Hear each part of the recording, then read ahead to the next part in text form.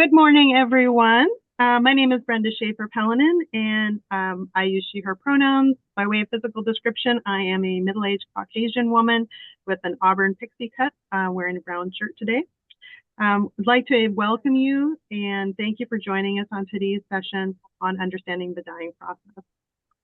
So before we start, we've got a few housekeeping items. We are excited to announce that today's session is accessible to a wider audience. We have arranged for American Sign Language interpreters who will be present throughout the session. If you'd like to access that interpretation feature, please simply just click on the interpretation button on the bottom of your screen. Additionally, we'll also be recording today's session with ASL interpretation, and these recordings are available on our YouTube channel for later viewing. So whether you attend live or whether you catch up later, you'll have the opportunity to engage in a way that suits your needs. I encourage you to subscribe to our YouTube channel so you can keep up with the latest additions to our video library. We are always looking for presenters and suggestions for future webinar topics.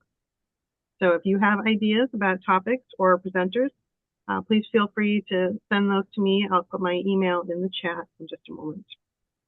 If you'd like, you can enter into the chat your name, the community you're from, or the organization that you're with, what you're hoping to get out of today's session.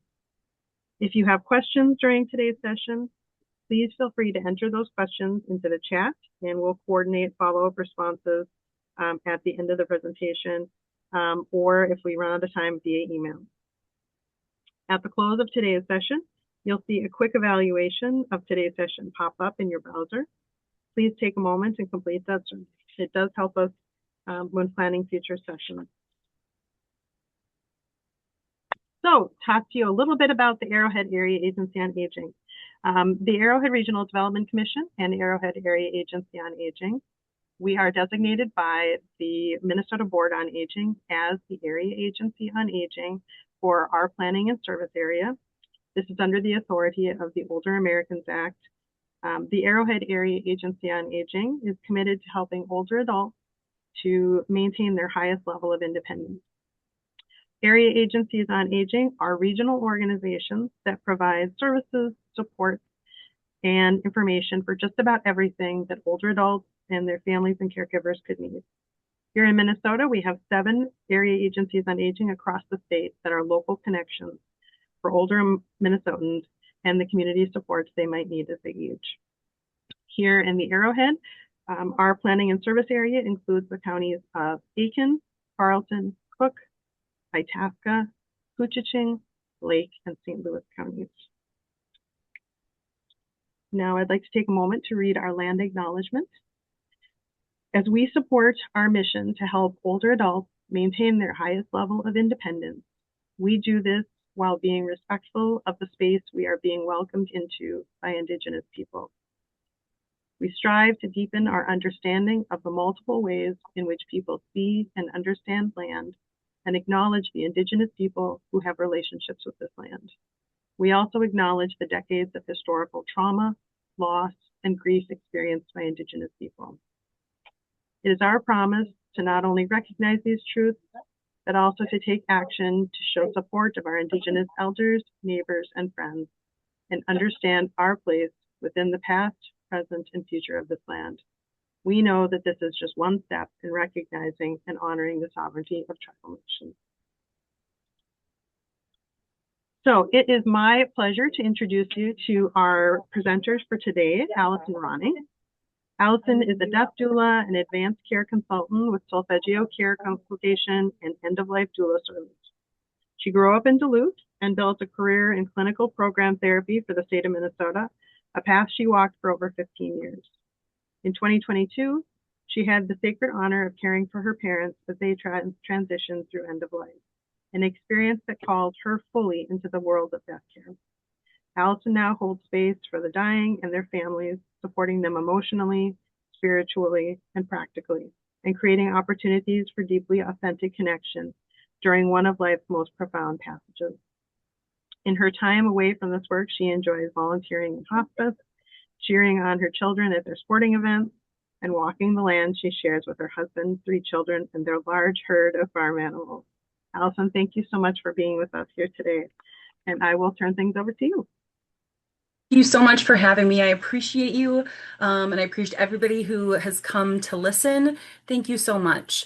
Understanding the dying process, and I like to call it the natural flow of our humanness at end of life. So as we go on, I'd like to bring up a quote from Dr. Jessica N. Zitter. She's a critical care physician, palliative care physician, author, and documentarian, where she states, death education enables people to make decisions based on knowledge, not fear or fantasy. And so today I really want to encourage people to see the information that you're hearing and that you're reading as a way to empower you, to inform you to make the best decisions for your health and for the health of other people moving forward. So it's never to scare. You're going to hear some information that you've maybe never heard before, and that's okay, but it really is to inform and empower. And so I hope at the end of our talk, you'll feel a little bit more like that. Okay. So as I talk today, please know that it's a guideline of common signs and symptoms for folks who we are expecting to die, whether it's terminal illness or someone who is at the later stages of life, advanced stage. One size does not fit all. So when I'm looking over the signs and symptoms and you're hearing them, please know that it doesn't have to be you must meet A, B, C, and D. All this will happen.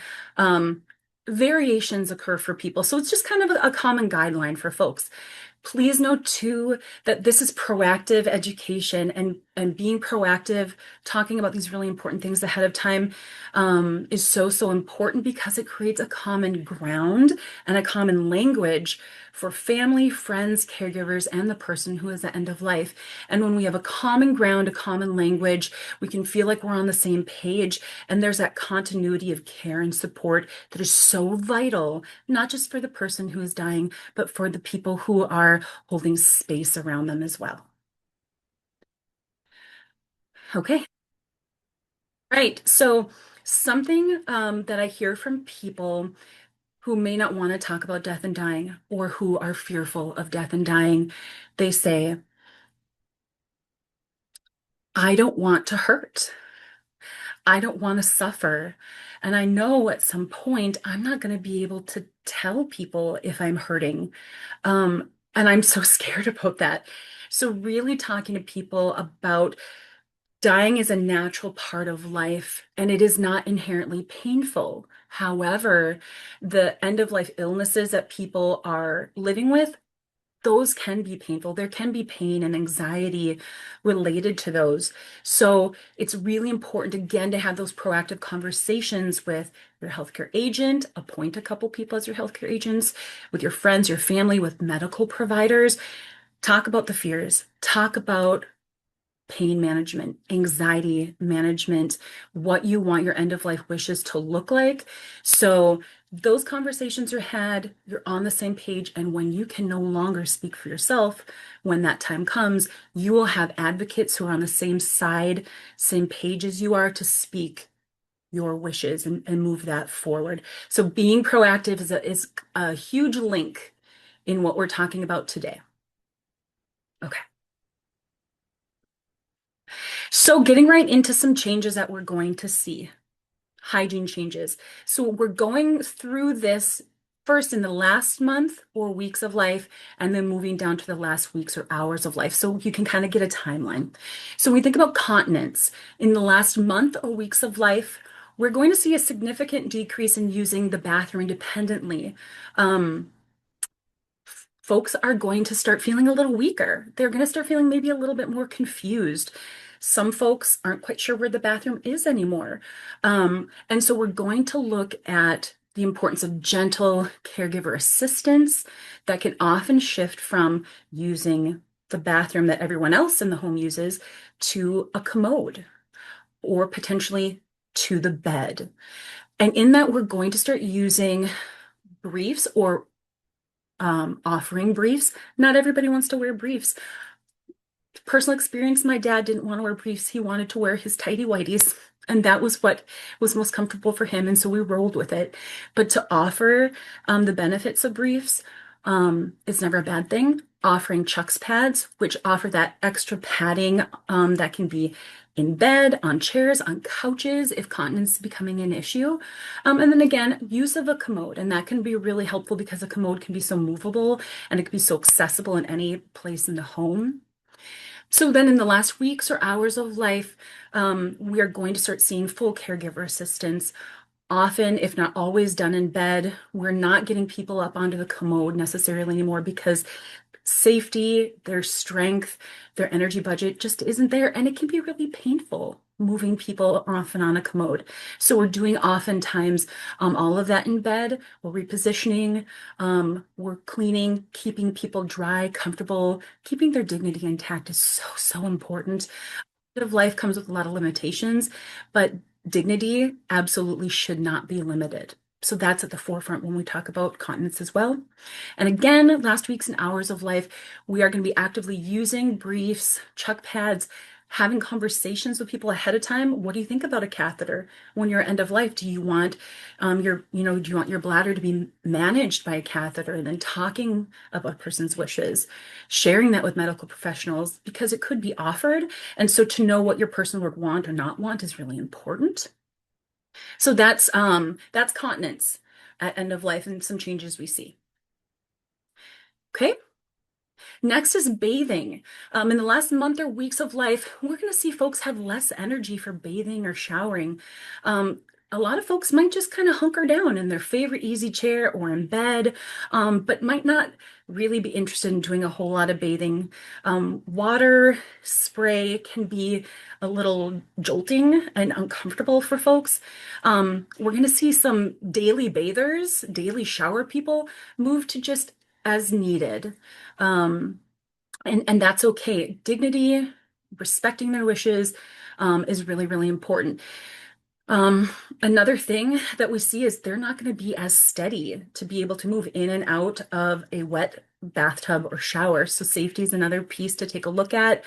Again, we're going to see some sort of gentle caregiver assistance with bed baths or even just like a bird bath. I've helped my dad with a bird bath in, the bathroom. We're doing the armpits, we're doing the private area, behind the ears, and it's dignified, it's respectful, they're clean, and it's not this big event.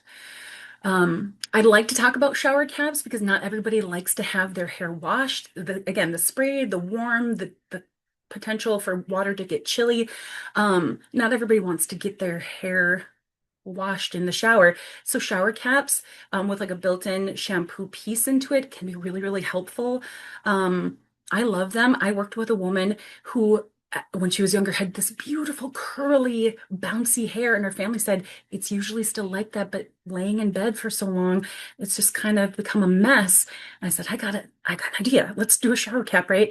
Put the shower cap on. We're massaging just gently, which can be so comforting in itself. We take the shower cap off. The hair is wet, it's clean, it's rinsed, and her curls just popped. And she looked like herself again, before she got sick, which was really, really cool. So shower caps, I'm a big proponent. In the last days or hours of life, folks are unaware or often unaware of their bathing needs. We're doing gentle caregiving assistance with simplified bed baths. Folks at last days or hours of life, they are not moving a whole lot. They're not building up sweat. They're not building up a whole lot of dirt, but their dignity, their cleanliness, their hygiene is still important. So doing just some simplified bed bath that they can tolerate. We're not going to be moving people around a ton because that can be painful. It can be irritating. And so really reading the room, checking the nonverbals of a person. If they seem to be irritated, in pain, uncomfortable, we don't need to do a whole lot more. And again, continued use of shower caps. They do wonders. And, it's just cool to see somebody look a little bit more like themselves. Okay. Some more hygiene changes, oral care. In the last month or weeks of life, some folks have less energy for engaging in oral cares. This doesn't mean that they don't care about their hygiene. It doesn't mean that, it's not important to them. It just means that there's some less energy and they might want to skip here and there.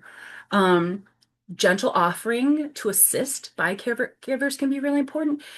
Hey, let's go brush your teeth and then, we can go head out to whatever we're going to do. Oh, okay. This can be very slow brushing. We're not, if they need assistance, we're not really going in there with any kind of rigorous activity. Slow brushing, oftentimes folks at end of life have complained about regular toothbrushes being too bristly, too pokey, too abrasive. And so finding toothbrushes that are more of like a rubbery consistency that massage the teeth a little bit more than actually like really brush, brush, brush, that can be helpful. In the last days or hours of life, folks are unaware of their oral care needs. And oftentimes they're breathing primarily through their mouth, which means their mouth and their tongue especially gets very, very dry. And if you've been with folks at end of life, your tongue is that muscle, right? And when it's dry and it looks so uncomfortable. So some considerations for that is using gently a wet swab or a wet sponge around the inside of the mouth, under the tongue, over the tongue, on the roof of the mouth. It freshens it up. It provides some of that moisture, a little bit more of that comfort. And then afterwards, we're also putting on lip moisturizer. With primary mouth breathing at end of life, lips get chapped, they crack and they get red, and we don't want that. It doesn't look good, it doesn't feel good. And so it's another way to provide that love and that care for people when some of the things that we used to do just aren't possible anymore. So providing those oral cares at last days, hours of life is still very, very important, especially with that primary mouth breathing. Okay. Drinking changes. In the last month and weeks of life, we're going to see folks eating less. We're going to see them go from maybe larger meals to maybe more snacking, right? And so it's important to keep those small snacks available. And it's important to take a look at swallowing, gauge swallowing and how they're doing. If they start to find it difficult to swallow, oftentimes it's coarse or complex foods with a lot of parts, rice, you know, able to, kind of inhale and choke on rice, salads that have a lot of components to it. Oftentimes, meat, steak, it can be sinewy. Just the texture can be more difficult to swallow. So really take a look at the foods that are offered in the house that you've got available, and then taking a look at liquid intake too, and seeing if we need to move from like just regular guzzling down a glass of water to small sips, keeping straws in the house, and maybe more small spoonfuls of smoother foods, ice cream, pudding, stuff like that, yogurt that's a little bit smoother, and they still get that flavor and that taste. Also, we can move to offering some ice chips as well if they're not really wanting to do a whole lot of sipping of liquids. Just kind of sucking on ice chips can be comforting and can provide some of that moisture and some of that hydration as well. Really taking a look at when people are requesting it and how they're tolerating it. And that is something that we're always kind of gauging day to day. What's their swallowing like? How are they tolerating foods and liquids? And as they go along, weight loss is a normal part because they're decreasing their intake of food and liquid. So in the last days and hours of life, there's little to no more intake of food or liquid. There's little to no more bladder or bowel output as intake has decreased and ceased at the very end. Some things to consider when we are dying, when we have days, hours left, our body doesn't need as much fuel as it used to. It's conserving energy in a lot of different ways. Fuel is not needed as much. And people come to me and they say, my mom hasn't eaten in 3 days. I'm starving her. She's got to be so hungry and she's got to be parched. She's not drinking anymore. And so to really listen and lean in and hear people's fear and frustration and maybe some guilt, like, "Oh, I'm letting my mom starve," and hearing them, because those are real experiences for a lot of people, especially coming from a society where we connect and offer healing and nourishment of not just, our bodies, but our souls, oftentimes through food. And so when we're not able to offer that or engage in that with another person anymore, it can be really distressing, and it can come with a lot of emotions that are pretty intense. So being able to go back with folks and say, I hear what you're saying. And if we're able to have that relationship, because we've worked together for a while, we can say, remember, we talked about how the body doesn't need as much fuel anymore. Also, we have to look at safety considerations. The probability of choking and aspirating is so much higher at end of life when people are trying to still eat foods or drink liquids that are just their body can't handle anymore. So we don't want people to choke. We don't want people to aspirate, which can lead to pneumonia and more pain and chaos. And we also don't want to try and like force feed our person. There's an emotional toll with that where I've seen it start off as kind and caring, and then it's more and it's frustrating, and you just want your person to eat. And a lot of the time behind that is, I don't want them to die. I don't want them to go. I'm not ready yet. And so oftentimes people think if we just keep offering food and water, they'll stay with us for a little bit longer. But unfortunately, it can really lead to some huge safety risks. So hearing people, understanding where they're coming from, and really letting them know that eating less, drinking less is natural and it's normal. And there's other ways that we connect with our person that don't have to deal with food or drink. Okay. Changes in sleep. In the last month and weeks of life, we're going to see increased daytime sleepiness. We're going to see cat naps, right? We're going to see some spontaneous napping. I remember this beautiful woman that I was working with.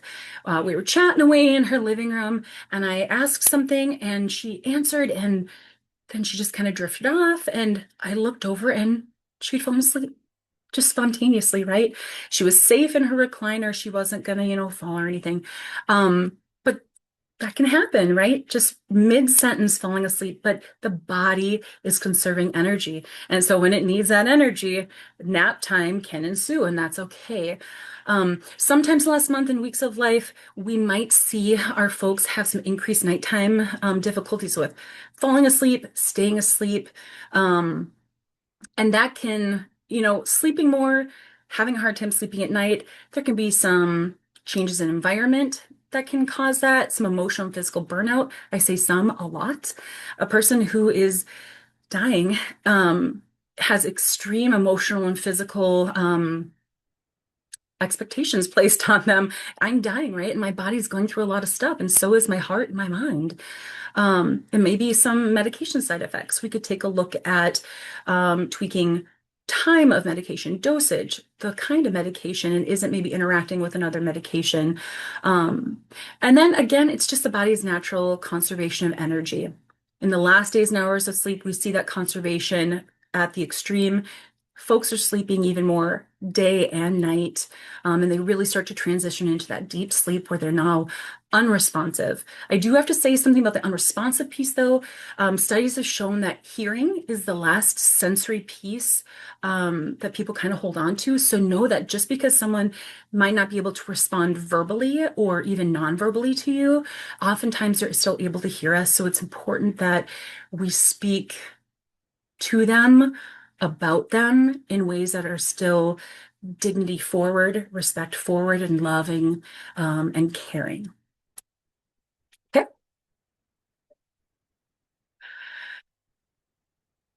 Skin and temperature changes that we're going to see in the last month or weeks of life. Some people talk about, I'm just cold all over, or I'm warm all over. Another common thing is people are going to say, oh, my hands are cold, they're freezing.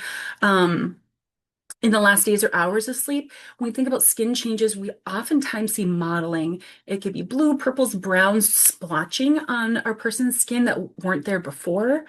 And fever can be very common as well in the last days or hours of life.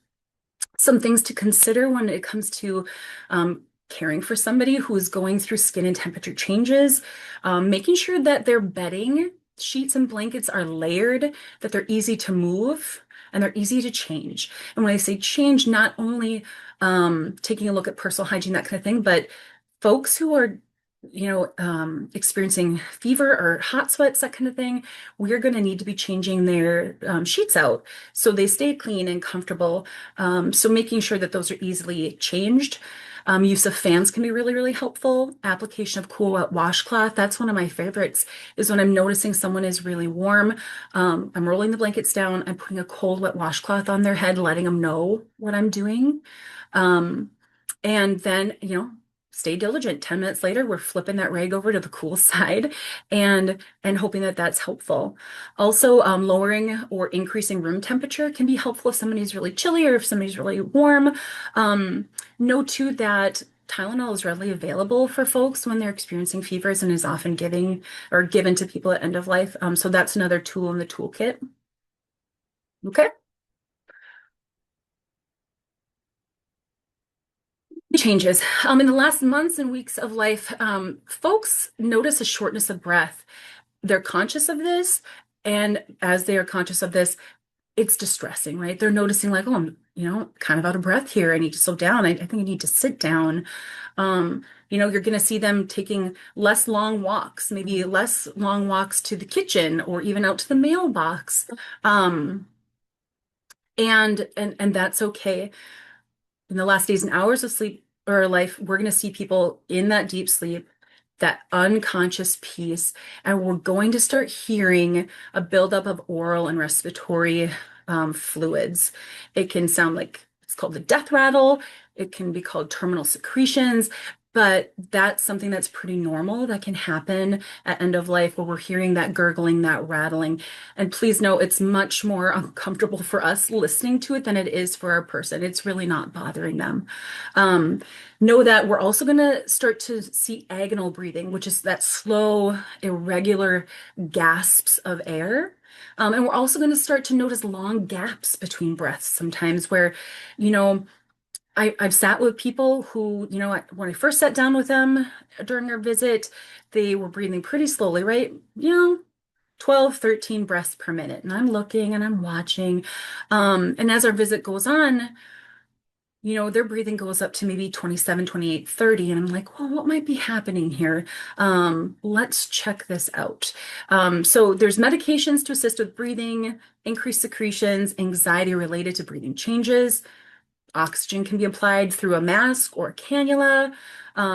Increase in rapid breathing, it can be linked to pain or discomfort. So if someone is not able to speak anymore, we really need to be looking for those nonverbal cues. Are they wincing? Are they frowning?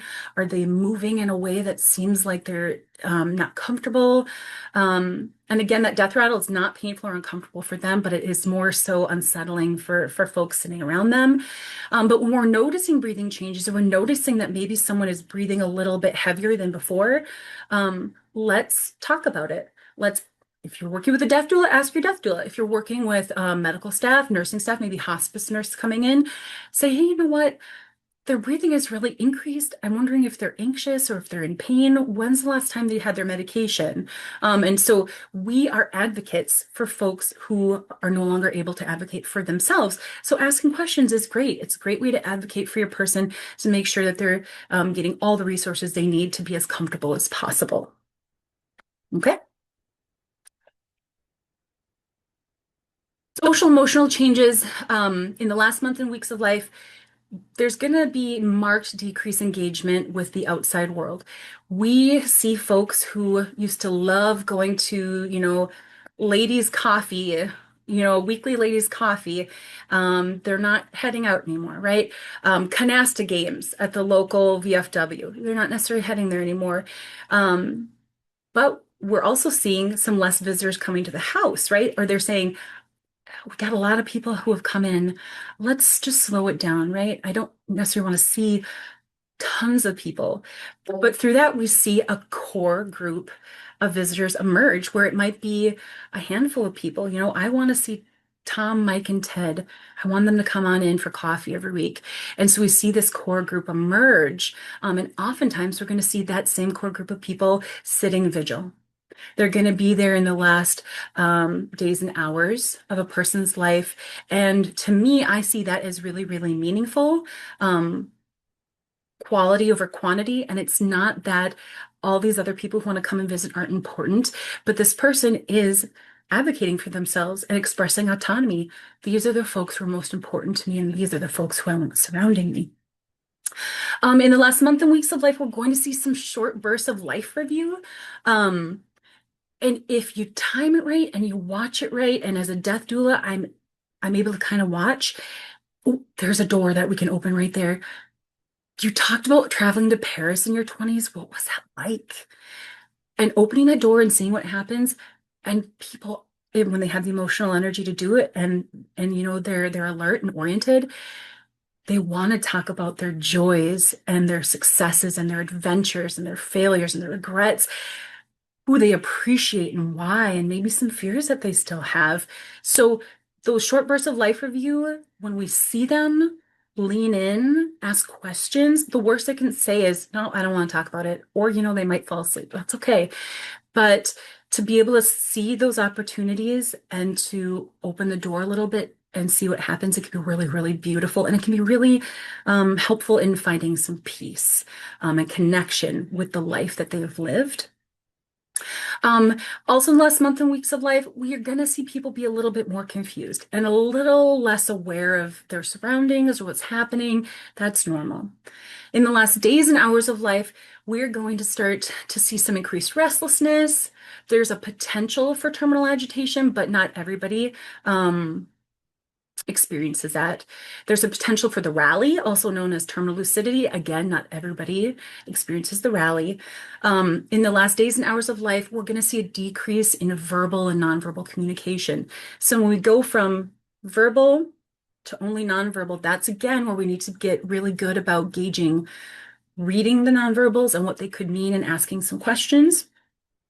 And then again, the inability to respond to sounds or things around them. But again, that sense of hearing is still relatively intact. So being really mindful about how we speak and what we speak about and how that helps their transition is really, really important. Okay. Getting into that terminal agitation, again, it doesn't happen for everybody, and maybe there's little short spurts of it. If it does occur, it occurs often in the final days of life and can last all the way through. Symptoms can include, it could be one or two of these, it could be a handful of them. You can see people pulling at blankets or clothing, picking, continuous motion, sometimes attempting to get out of bed and leave, which can present a safety risk. Refusal of care, touch, medications, where someone say, I don't want your help, I don't want that medicine, don't touch me. And resisting the urge to take it personal. And in those moments, giving them grace and giving yourself grace and leaning in and asking questions, staying curious. I hear you don't want to take your medications. Are you worried about what might happen if you take them?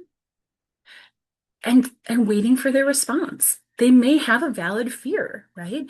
So listening and going in with an open mind, even when it's really hard, because it can be exhausting to watch somebody go through terminal agitation. You may hear them repetitively crying out, yelling, using harsh language that they may never have used before. You've never heard them talk like this before. So that can be really jarring as well. Folks may feel really confused, disoriented, lots of fear and lots of feeling overwhelmed. You may also hear someone say, I want to go home. I need to go home, go get the car. I need to leave. And when I've worked with people who have told me those things, I say, okay, I hear you want to go. Do you want me to help you pack a bag? Yep, my bag's in the closet. Okay, I got your bag. Tell me what you want in there. Well, I want these shoes and I want my pocketbook and I want this book and I want this hat. Okay, I've got all these things in the bag. Would you like me to leave it by the door? I can put your jacket by the door, your bag, and your shoes. I can leave it by the door. I want it by the door because I'm going to be ready to leave soon. Okay. I put the bag and the shoes and the jacket by the door. And just doing that, believing somebody's experience and respecting that and hearing them out, of course, they were never going to leave their bed. They wanted to be heard and understood and affirmed and believed. And to be able to do that for somebody and have them then just shift away to do something else, and not worry so much because the bag was packed. I was heard, right? I'm ready when I'm ready. That's really, really powerful. So you might hear people say, I need to go home, I need to go talk with them about how they're feeling and what's going on for them.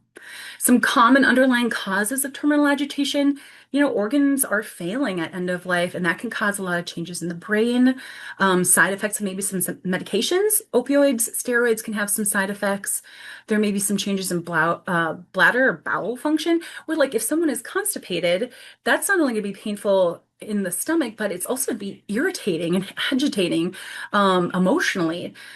Changes in breathing can lead to discomfort, panic, confusion. Why am I breathing like this? Why can't I breathe right? And it could maybe be some uncontrolled pain. And the tightest pain management, uncontrolled pain can sometimes happen, and that can be really difficult. Okay. Agitation considerations as a caregiver and me as a death doula, caregiver burnout is real and it can be very, very exhausting and jarring to watch your loved one go through terminal agitation if they do go through pieces of it. Um, the importance of being patient with yourself and others, giving grace, and absolutely consulting with medical professionals about what might be going on. Is there something we can do? Can we take a look at medications? Can we take a look at some other interventions? Um, and we can try those. And I have to tell you, sometimes they work and sometimes they don't. And so to have that increased support around you as a caregiver to say, this is hard, this is not easy, and we can do this together. Because also imagine what it must be like to be your loved one in that bed, going through this, having kind of one foot in one world and the other foot in another world, and trying to get through this. So I really think we're all trying to do the best we can with what we've got in front of us, but to have that support next to you to say, this is hard, this sucks. We're going to do this. We can do this is really, really important. Okay. So I mentioned the rally, also called terminal lucidity. Not everybody experiences the rally. It often occurs in the final days of life, sometimes the final hours, and it's temporary. Oftentimes people tell me they're getting better, they're healed, this is amazing, they're back. But to be able to educate people ahead of time so they're not shocked that if the rally does happen, this is only going to last for a few hours, maybe a day or two. And then steep decline and death often follows very close after. To be able to talk about that way ahead of time so they're not shocked and surprised that this is not a healing, this is not a cure. It's a healing connective experience because you get to experience your person again, full throttle. But that their condition is not healing. They are still going to die. It's important to be able to talk about that if we can ahead of time. So the rally can include a sudden burst of energy. Someone who has not spoken in days, who has been laying kind of silently in their bed, is sitting up and they're talking and they're asking questions and they're singing. They might tell stories. They've got increased cognitive clarity where they're remembering names and stories and who you are. Their appetite can return. And if people are requesting food or something to drink, small sips, small spoonfuls of smooth foods. And this is, after we're talking to the medical professionals about, is this a safety concern? Can we do this? It's important. But the rally is magical. It doesn't just feel magical, it is magical. And so to consider being in the midst of your loved one's rally and seeing them leaning into it is so important. Leaning into this moment, asking questions, taking pictures, taking videos, holding them, and taking the opportunity to say things that like you said, oh gosh, I wish I could have told them one more time, or I never said this and I wish I would have. Taking those opportunities to say again, or for the first time, I'm sorry. Thank you. I love you. Not everybody experiences the rally, but when they do, it's life-changing. Because it's like you get a second chance with your loved one. So if the rally seems to be occurring, take advantage of it, lean in, do all the things because it won't last. Okay. So another phenomenon that happens for some people, not everybody, is visioning. And if visioning occurs, it often occurs in the last weeks or days of life. So dying individuals may see, feel, talk to, reach out to, you can see them reaching, or describe in just pristine detail family members, friends, pets, spiritual leaders that have died already. And we can't see them and we can't hear them. Um, but this person who is experiencing this in their reality, they're alert, they're oriented, and they're feeling and they're seeming, and there's a sense of emotional comfort and peace during the visioning, after the visioning. And so another magical moment, if you get to experience visioning, believe them. There's no use in saying, I don't see them. You must be seeing things. I don't see that. Let's move on. That can be so damaging. And I've seen it happen. And it kind of, as a death doula, I kind of move in and say, tell me about them. I don't see them, but I believe you do. Tell me about them. What are they saying? Stay curious, stay open, and allow yourself to walk in their reality right alongside with them. You may never get another chance to do this. And you may hear them say, well, he's sitting right next to you. You don't see him? I said, I don't, but tell me about it. Who is it? And they're like, oh, that's my brother Albert. Okay, what's he wearing? Well, he's wearing his old woolen hunting cap and his old wool hunting jacket, and he's headed out to the barn. He's going to do chores. Awesome. Is this your family farm you've talked about? Yep. He's talking about going back to the farm. That's really cool. That would be really beautiful to go back to your family farm, to be able to see the animals and the old place and your family. Yep, that's what he said. I mean, to be able to just in that moment connect in such a soulful, beautiful way, it's nourishing. It really is. So if you are lucky enough to be able to experience someone visioning, believe them, lean in, stay curious, and stay open and ask questions. You might learn a lot. You'll actually learn a lot about them and about yourself as well. Okay. So after a person has died, um, we've gone through all of these changes with our person, month, weeks, days, hours, and after they've died, there is no rush. There is no emergency. Whether they've died at their home, perhaps a nursing home or assisted living space, the hospital, there is no emergency. You can stay with them. You can hold them. You can talk with them. Rituals, if they've not already happened, can continue. Music, prayer, storytelling, people gathering around and holding hands, those things can continue. Family and friends can assist in the washing and dressing of their loved one. They can assist if they're in a space where there's staff helping, they can assist staff. You have the ability to do that. Or if you've already talked to your person ahead of time and they've said, I want you to be in charge of this. I want you and this maybe small group of people to be in charge of getting me ready to go.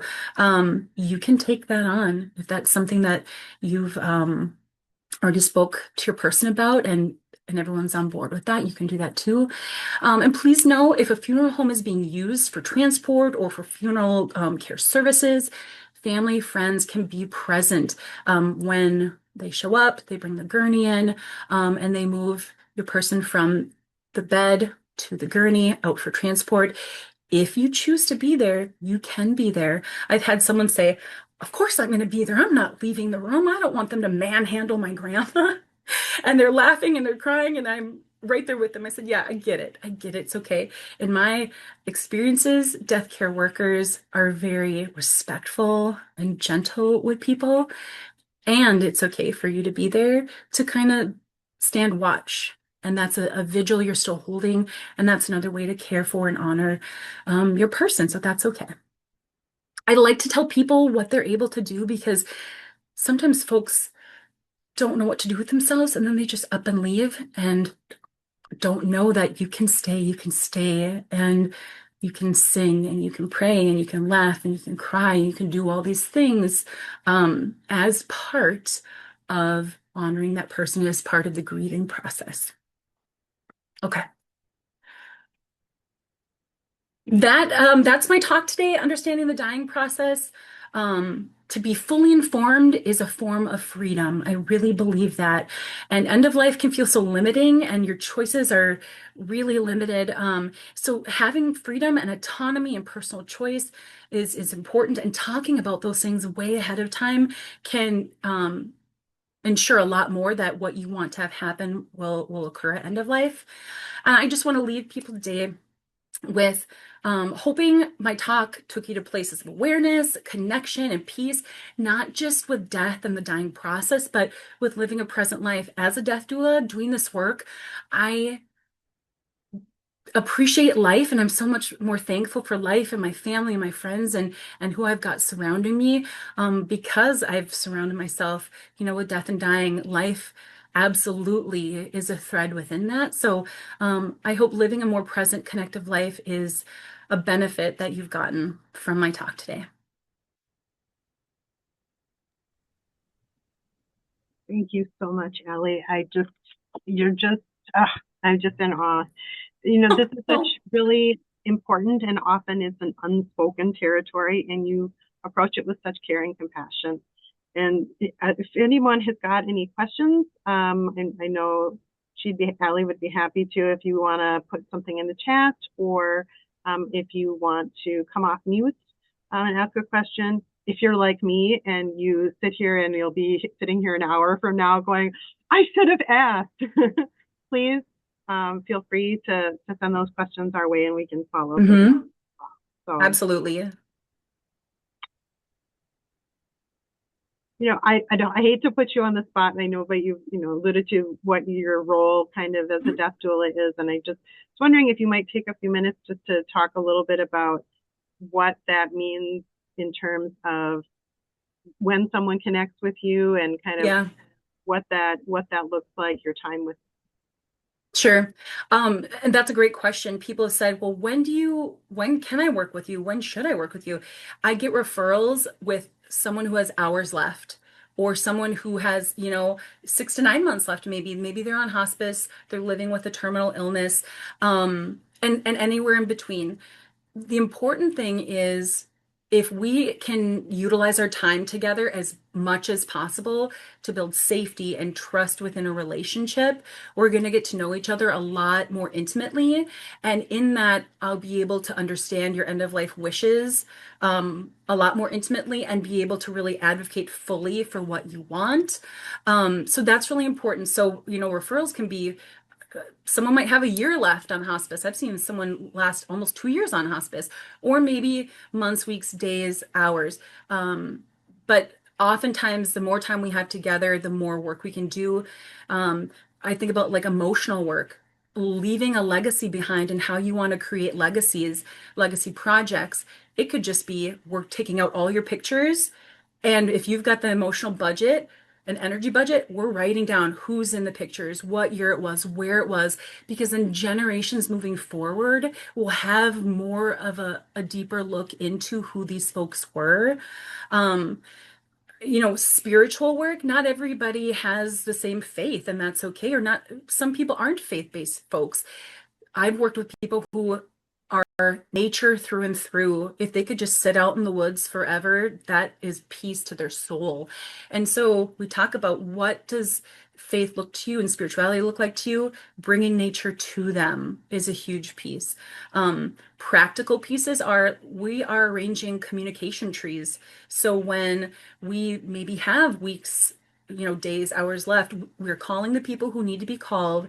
We're making sure the folks who they want to be there are there. Um, Giving time for caregivers to have some respite. They oftentimes have their own appointments to get to, their own things that they need to do, but they're unable to do it because they're sometimes primary caregivers for their person. So giving them time to get some of their own stuff done and to refill their tank. There's just so many layers of end of life.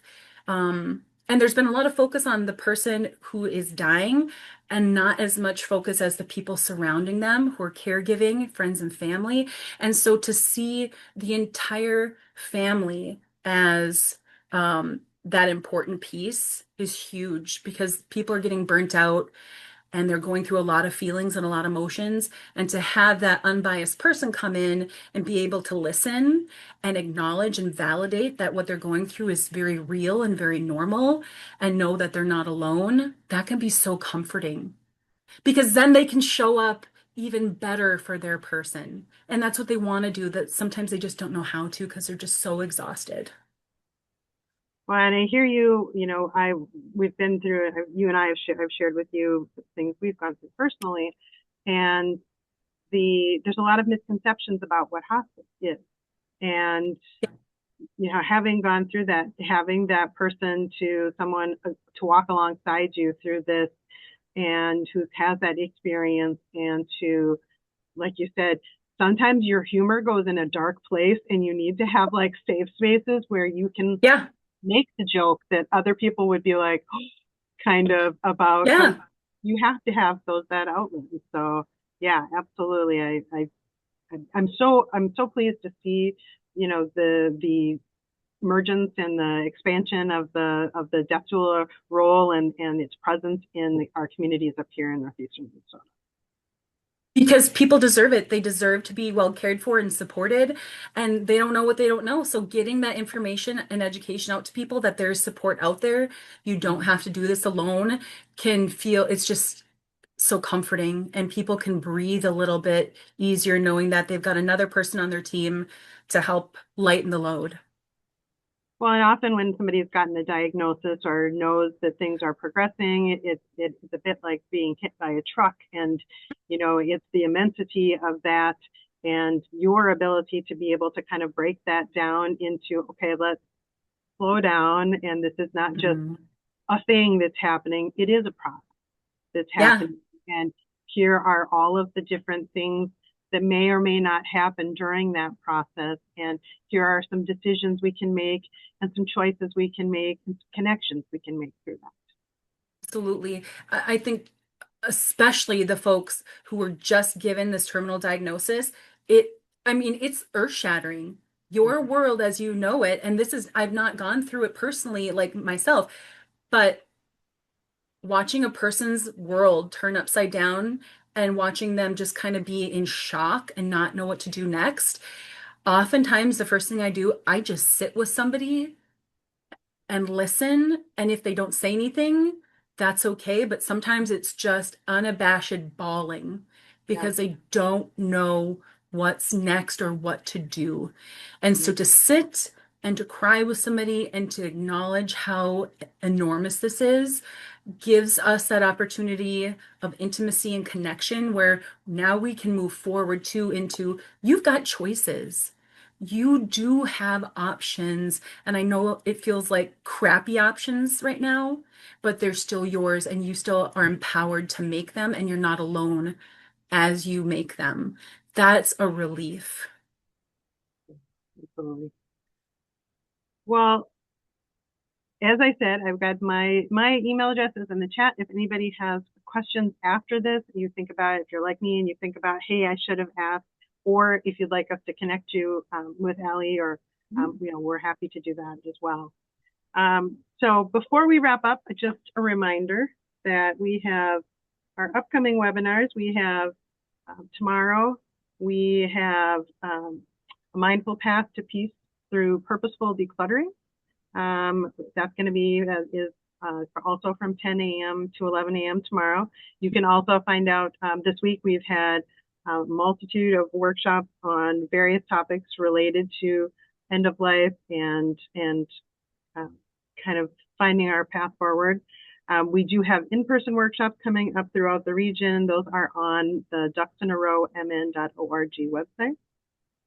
But Allie, I just want to say just to you, thank you for the gift of this conversation. The work you do, meeting people in their most vulnerable moments with such warmth and wisdom, really is extraordinary. It really is a calling for those of you who work in that space. And I know that everyone here is grateful for that. To everyone who joined us today, thank you for showing up for this topic. It takes courage to sit with these conversations, and doing so is really one of the most loving things that we can do for ourselves and the people that we care about. We will have today's recording will be available on the YouTube channel in the coming days, and we will send a link to all registrants. You can also find us over at arrowheadaging.org. But just as we wrap up, I want to encourage everyone to have a gentle rest of your Thursday, and everyone really take care. Thanks so much. Thank you. I appreciate you all so much. Thank you.